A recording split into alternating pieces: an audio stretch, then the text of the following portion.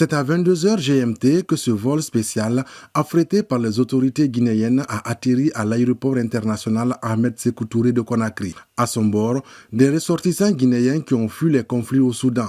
Le chef de l'État, quand il a eu l'information que la situation sécuritaire au Soudan se dégradait et que cette dégradation de la situation sécuritaire mettait en péril l'intégrité physique de nos concitoyens dans ce pays, il a instruit le ministre des Affaires étrangères, le Premier ministre et l'ensemble de ses équipes à prendre toutes les dispositions pour que nos frères, nos sœurs, nos fils, nos cousins, qui à un moment étaient établis au Soudan, puissent revenir chez eux en Guinée. Également, il nous charge de rassurer les frères et sœurs que toutes les dispositions sont prises en interne ici pour faciliter leur intégration.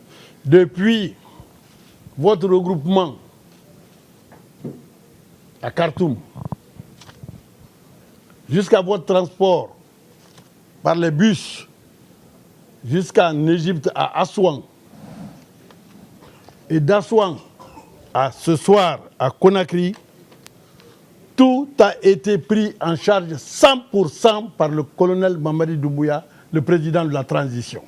Parmi eux, certains sont à leur toute première fois de fouler le sol guinéen. Ils se disent tout de même heureux d'être au pays, loin des tirs de canons dans leur désormais ancien pays d'accueil. Vraiment là-bas c'est chaud. On a sorti là, sur une catastrophe. Une catastrophe. Il y a beaucoup de gens qui décidaient là-bas. On a gâté tous les pays, l'aéroport, avec tous les lieux publics.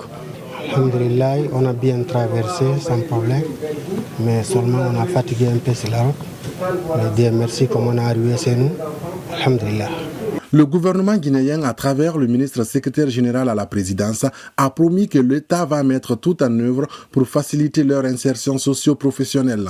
D'autres Guinéens vivant au Soudan ont préféré se réfugier dans des villages soudanais à l'abri des violences.